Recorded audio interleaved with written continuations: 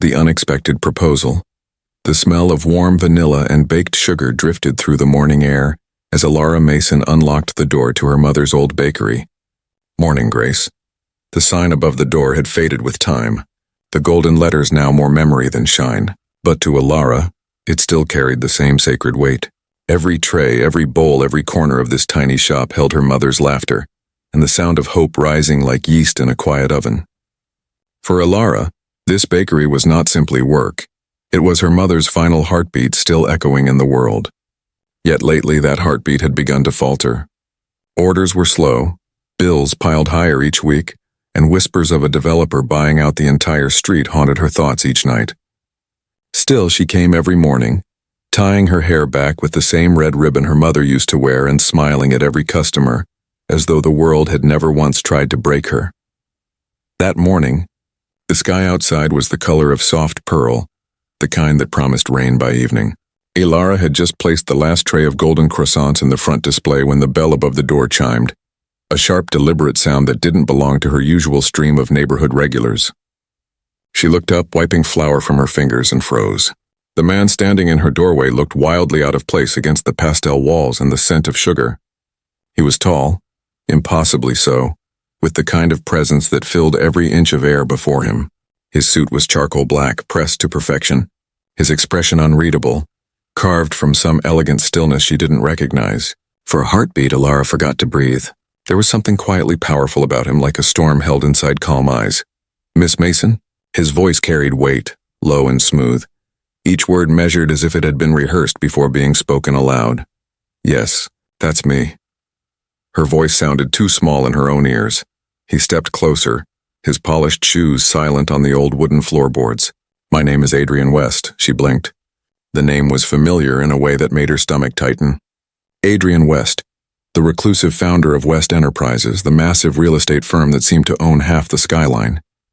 Rumor said he was ruthless in business, that he built empires out of ruins, that he never smiled because there was no reason left to. Seeing him standing in her little bakery, sunlight catching the silver of his cufflinks, felt like watching a myth walk into reality.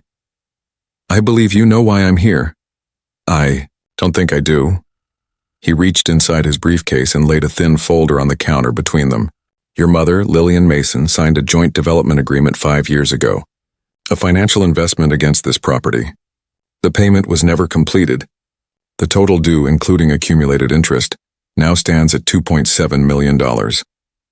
Ilara's breath hitched, the air suddenly too heavy to draw in. "That's impossible. My mother would have told me. She would never." "It's all documented," he said softly, though there was something almost reluctant in his tone, as if he didn't enjoy the words he was delivering. "I'm sorry.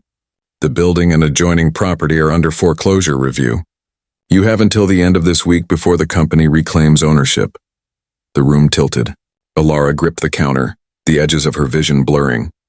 The bakery, the oven she'd learned to bake in, the window where she'd waved goodbye to her mother before school, would be gone. "You can't take this place," she whispered. "It's all I have left." Adrian studied her for a moment. His expression didn't change, but there was a flicker in his eyes. Something like hesitation. "I didn't come here to take it from you," he said at last. "I came to offer you a way out." Alara looked up, confusion clouding her fear. "A way out?" He nodded, closing the folder with quiet precision. "I'm in need of something. Unconventional. My company's board is preparing to replace me. Investors are demanding I show stability, family, commitment, humanity. I've spent my life building walls, Miss Mason, and now they're demanding I decorate them with warmth." His lips curved into a humorless half-smile. "I need a wife. You need to save your bakery. I'm offering an arrangement that gives us both what we want." For a moment, silence filled the air, broken only by the faint hum of the refrigerator. Alara thought she must have misheard him. "You're joking," she said finally, her voice trembling between disbelief and shock. Adrian didn't smile.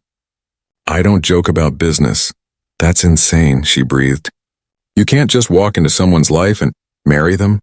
He interrupted, his tone calm, almost detached. "Perhaps not. But sometimes necessity demands unconventional choices. You have 48 hours to decide.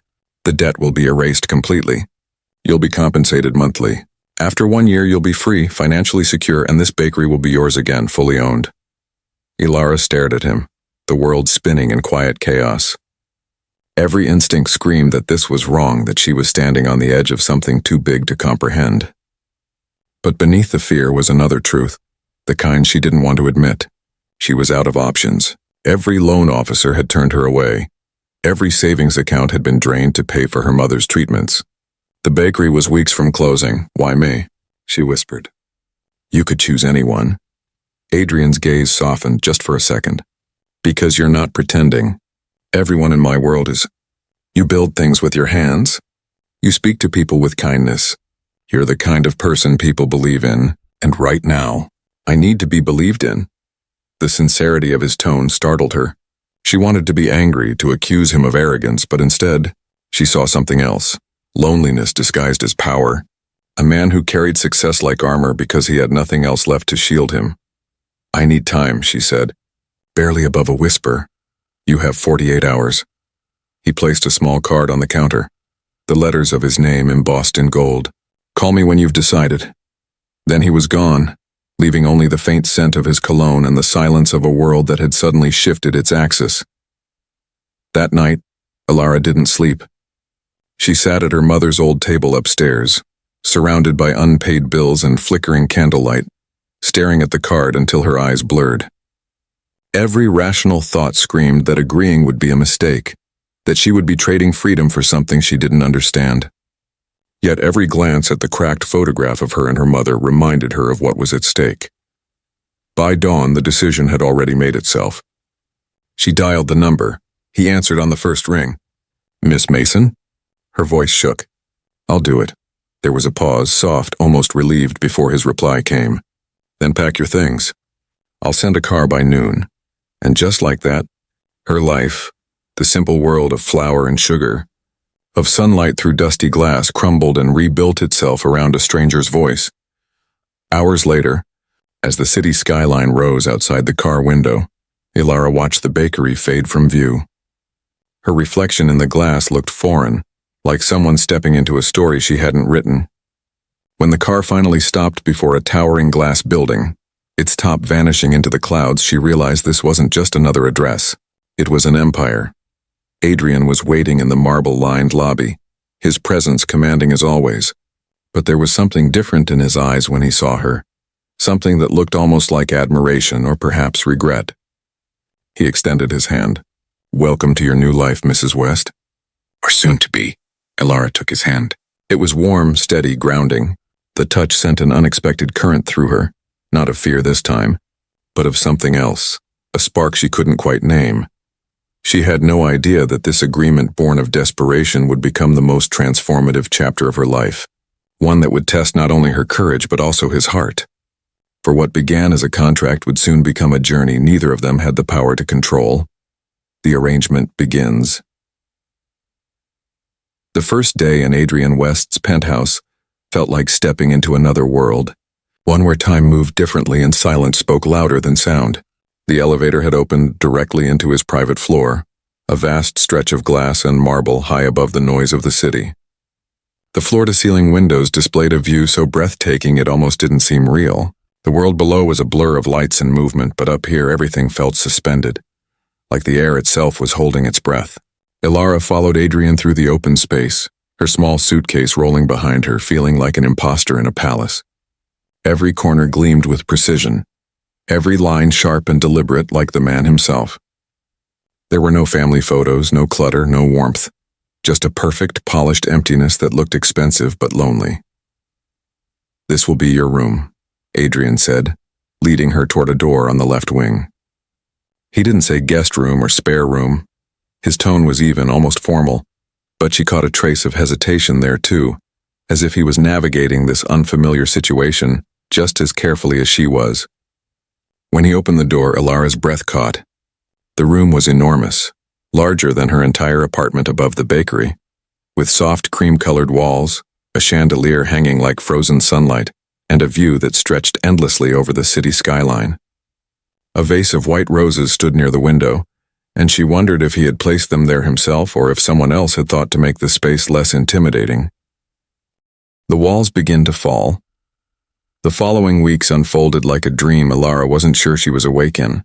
Life inside Adrian West's world moved with quiet precision, a rhythm of schedules, meetings, and silences that hummed beneath the surface of every polished moment.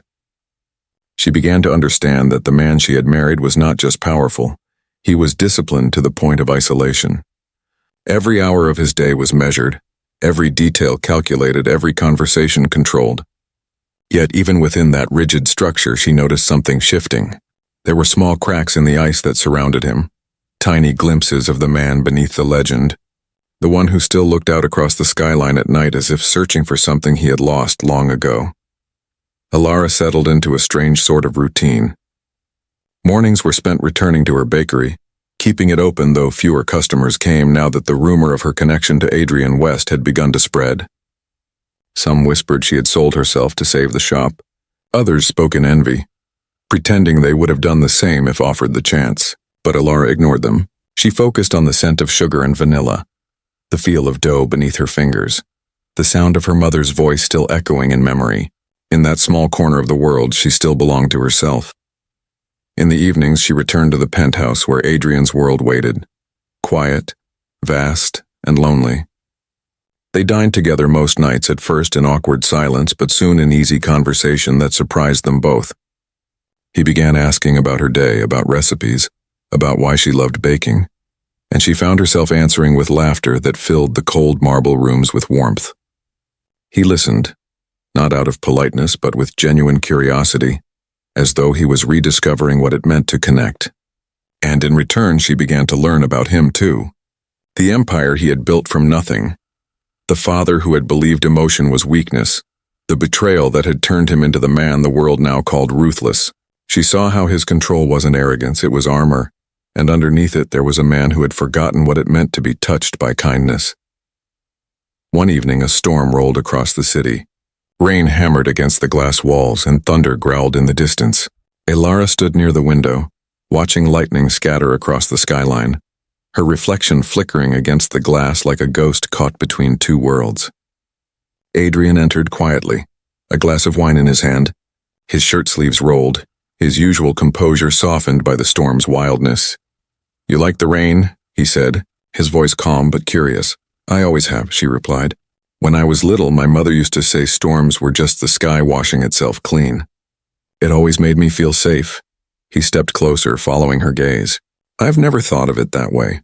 For me, storms meant power outages, delays, things out of my control. I never liked losing control." Alara smiled faintly. "Maybe that's the point of them, to remind us we can't control everything." Adrian was silent for a long moment, then said softly, "You're not afraid of me anymore, are you?" She turned to face him, her expression thoughtful. "I was never afraid of you, Adrian. I was afraid of becoming invisible next to you, of losing myself in your world." He nodded slowly, setting the glass down on the side table. "And now I'm not sure," she said. "Maybe your world isn't as different from mine as I thought. Maybe we're both just trying to hold on to something that feels real." For the first time he smiled, not the polite, practiced smile she had seen at business dinners, but something genuine, quiet, and warm. It transformed him, softened the edges of the man everyone feared. "You make it sound simple," he said. "Maybe it is," she replied. "Maybe people just make it complicated." They stood in silence again, the thunder filling the space between them. Then unexpectedly he spoke. "There's a charity gala next week," he said, his tone returning to that familiar professional calm. "I'd like you to come with me, not because of the contract, but because I want you there." The words caught her off guard. There was something unspoken beneath them, something heavier than obligation. She nodded, unable to trust her voice. The night of the gala arrived like a scene from another life. The ballroom glittered with crystal chandeliers and golden light. Adrian was a vision of composure in his tailored black suit. But when Alara entered in a deep blue gown Patricia had chosen, even he seemed to lose that careful control for a moment. His gaze lingered longer than necessary, his breath caught somewhere between admiration and disbelief. "You look," he began, then paused as if searching for the right word. "Like I belong?" she teased gently. He shook his head, his voice quieter now, like no one else in this room matters. The night unfolded like a dance neither of them had rehearsed. The whispers that followed them, the ones about the mysterious new Mrs. West, seemed to fade the moment Adrian placed his hand on her back, guiding her through the room with quiet pride. He introduced her to people she had only ever seen on magazine covers, powerful names that once would have terrified her. But standing beside him, she felt something she hadn't expected: calm. He shielded her from invasive questions, redirected conversations when curiosity grew too sharp, and every time she looked uncertain, his gaze found hers across the room, a silent promise that she wasn't alone. Later that night, as the orchestra began a slow waltz, he extended his hand toward her. "Dance with me," he said. She hesitated. "You know I'm terrible at this." "Then I'll lead," he replied simply. She placed her hand in his, and the world seemed to shrink until there was nothing but the two of them. His hand rested lightly against her back, his movements smooth and sure, and for a moment everything else disappeared. The music, the eyes watching, the gossip. It was just them, moving together in rhythm neither had planned for. When she looked up, she found him watching her not as an obligation, not as a solution to a business problem, but as a man seeing someone he hadn't expected to find. When the music ended, he didn't let go immediately. His thumb brushed over her hand, a brief, unspoken connection. "You were perfect," he said softly. "I tripped twice," she murmured, her lips curving. "I noticed," he replied, his voice lowering. It made it real. The drive home was quiet, filled with the kind of silence that hums with meaning. When they arrived at the penthouse, neither moved for a long time. Finally, Adrian turned to her. "Ilara," he said slowly, "you've changed this place. It used to feel like a monument. Now it feels alive." She looked at him, her heart aching with something she didn't yet understand. "Maybe it's not the place that's changing, Adrian." For a moment, he just looked at her as if trying to memorize her face. Then he opened his door and stepped out, holding hers open too, a gesture so simple yet filled with care. That night, long after the lights were out and the city had quieted, Ilara lay awake, the memory of his touch still warm against her hand. Something inside her had shifted irrevocably. What began as an arrangement had started to blur into something deeper, something she could neither explain nor deny. And somewhere across the hall, Adrian West, the man the world called untouchable, sat in his study, staring out at the endless skyline, wondering how a girl with flour-dusted hands had managed to slip past every wall he had ever built. A world without masks. The next morning, the city was awash in silver mist, the kind that blurred the horizon until buildings seemed to float between sky and earth. Ilara rose early, restless from a night of tangled dreams, and wandered into the kitchen. The apartment was silent except for the low hum of the espresso machine that Adrian had programmed to start at dawn. The smell of roasted beans filled the air, comforting in its ordinariness. She poured 2 cups without thinking, one for herself, one for him, and for the first time it felt natural, as if this strange life had quietly rearranged itself into habit. When Adrian appeared, still in shirt sleeves, his tie draped loosely around his neck, the sight startled her. He looked less like the impervious man of marble and more like someone who had forgotten to put his armor on. He accepted the cup from her hand with a small nod, their fingers brushing, a touch that neither of them pretended not to feel.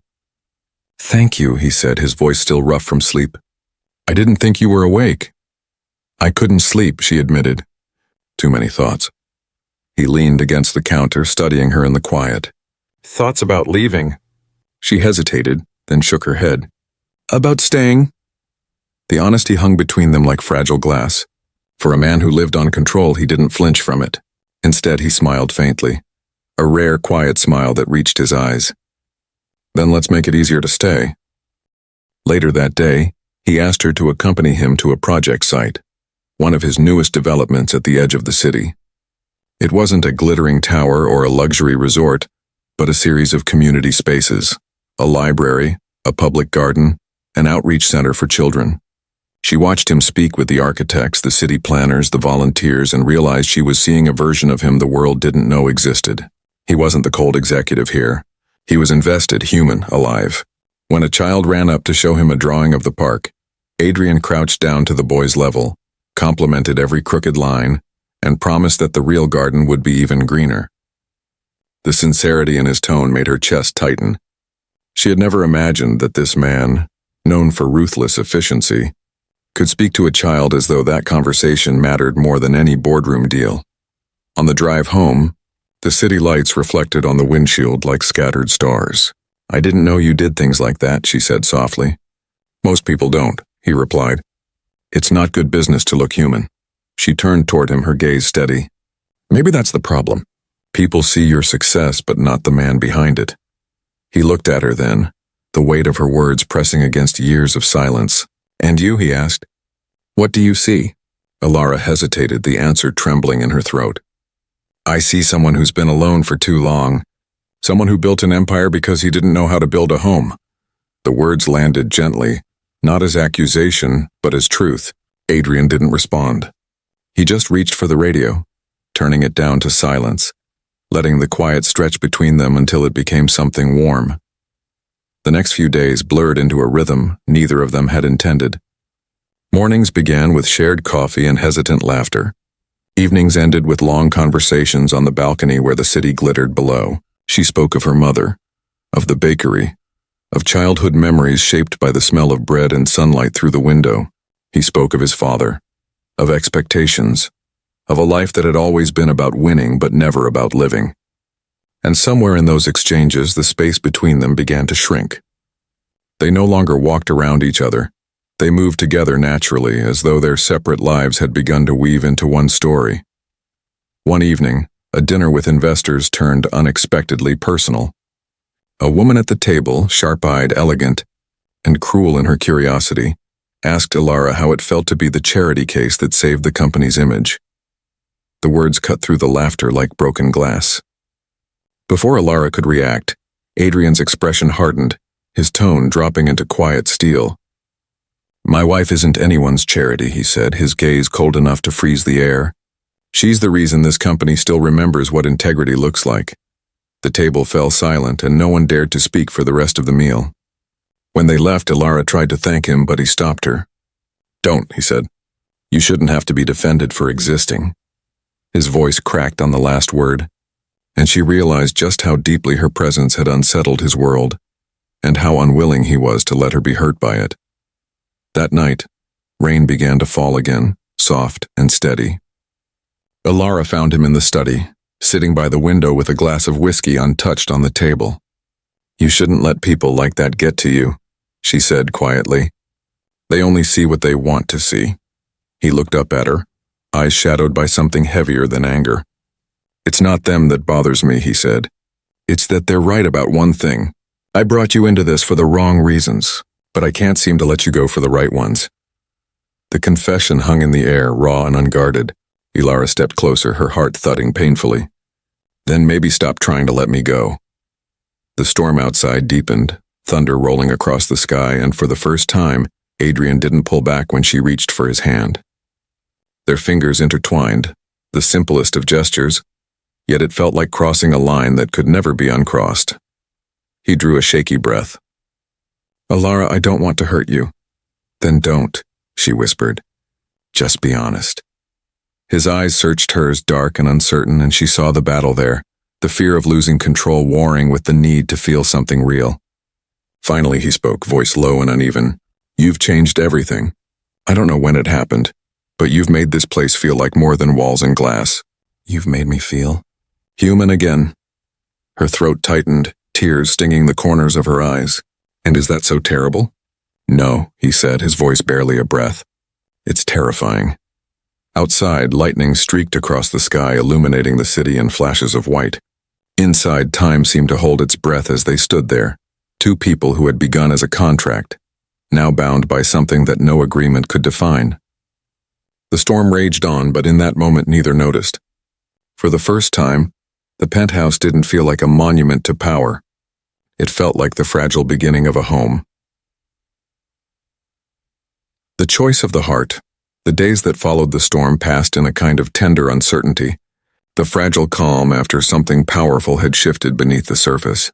The world outside continued at its usual dizzying pace. Meetings, headlines, schedules, deadlines. But inside the glass-walled haven of the penthouse, life began to move to a different rhythm. For the first time since her mother's death, Ilara woke each morning with a sense of purpose that wasn't born from fear.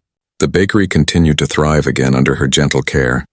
Regular customers returned with smiles, and the little space once more filled with the scent of sugar, butter, and possibility. In the evenings, she would return home to Adrian, who, despite his wealth and power, had somehow started to look forward to something as simple as shared dinner and quiet conversation. It was strange, she often thought, how the heart could adjust to new realities, how two people who had begun as strangers bound by a legal document could now exist in an unspoken language of glances and gestures that said more than words ever could. But it wasn't always simple. Love, even when it bloomed quietly, carried its share of fear. There were moments when Adrian would retreat into silence, his walls rising again with invisible precision, as if reminding himself that he wasn't supposed to feel too much. And there were nights when Ilara, lying awake in her room, would question what she was doing, whether the man she was falling for was real, or just a reflection of her own longing for something steady after so much loss. Yet each time doubt crept in, something would pull them back together. The sound of his laugh echoing unexpectedly through the kitchen, the way his hand would brush against hers and linger for a heartbeat longer than it should, the way he listened when she spoke as if her every word carried weight. One evening, as the city melted into twilight, Adrian found her in the small balcony garden she had planted. The first green shoots were beginning to rise through the soil, basil, thyme, and small flowers that reminded her of the ones her mother used to grow outside the bakery window. She looked up as he approached, and for a long moment neither of them spoke. He had that expression again, the one that was both cautious and searching, as if he were trying to memorize her in case the world took her away. Finally, he said quietly, "You've brought life back into every place you've touched. This home, my work, even me." Ilara smiled softly, brushing soil from her fingertips. "You were never lifeless, Adrian. You were just tired." "Tired," he repeated, his voice almost thoughtful. "That's one word for it. I built everything I thought mattered, but none of it ever felt real until you walked into that bakery and looked at me like I wasn't someone to fear." He paused, his gaze distant for a moment.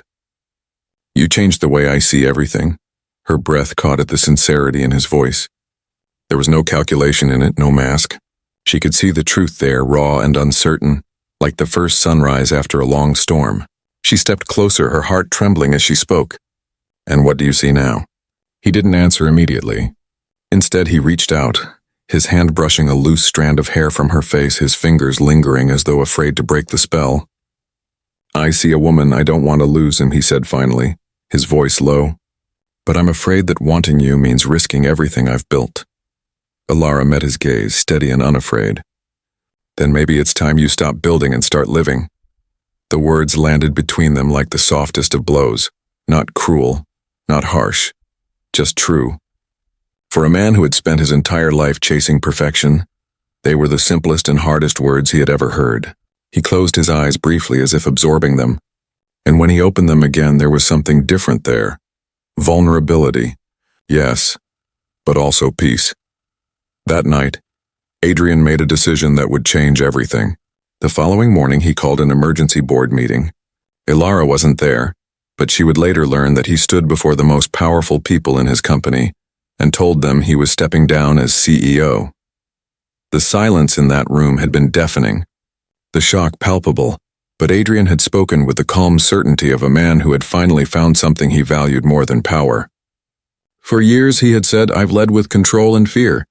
I built an empire that looked invincible from the outside but hollowed me from within. It's time I lead my life differently." When he returned home, Ilara was waiting for him on the balcony, her hands folded nervously. He said nothing at first, just walked to her, the weight of the decision still heavy in his shoulders. "You quit," she whispered, half in disbelief, half in awe. "I let go," he corrected softly. "There's a difference. I've spent my life building towers. Maybe it's time I build something smaller, something that lasts." Her eyes filled before she could stop them. "You didn't have to do that for me." "I didn't," he said gently. "I did it because I finally remembered who I was before all of this, and because you reminded me what mattered." For a long time they just stood there, the city humming below, the air cool and clean after rain. It was the kind of moment that didn't need grand gestures or declarations. It was quiet, simple, and achingly real. Adrian reached for her hand, and she didn't pull away. Weeks later, their one-year agreement came to its final day. The papers lay on the desk in his study, the legal contract that had once bound their lives together by necessity. Adrian looked at them for a long while, then took a pen and drew a single line through the termination clause. "This was supposed to end today," he said quietly, meeting her eyes. "But I don't want it to." Ilara's heart pounded, her breath catching in her throat. "And what do you want, Adrian?" He moved closer, his voice steady but filled with emotion. "I want a marriage that isn't written on paper. I want mornings that start with coffee and your laughter, nights that end with peace instead of silence. I want to build a life that feels like home, not an empire that feels like a cage. I want you, not because of the debt, not because of an agreement, but because somewhere between your kindness and your stubbornness, I found the man I used to be." Tears slipped down her cheeks, and for the first time she didn't try to hide them. "You already had a home, Adrian," she whispered. "You just needed to open the door." He reached out, his hand trembling slightly as it cupped her cheek, and then, with all the gentleness in the world, he kissed her. It wasn't a kiss of passion or urgency. It was one of recognition, of two souls that had been circling each other through storm and silence finally finding their center.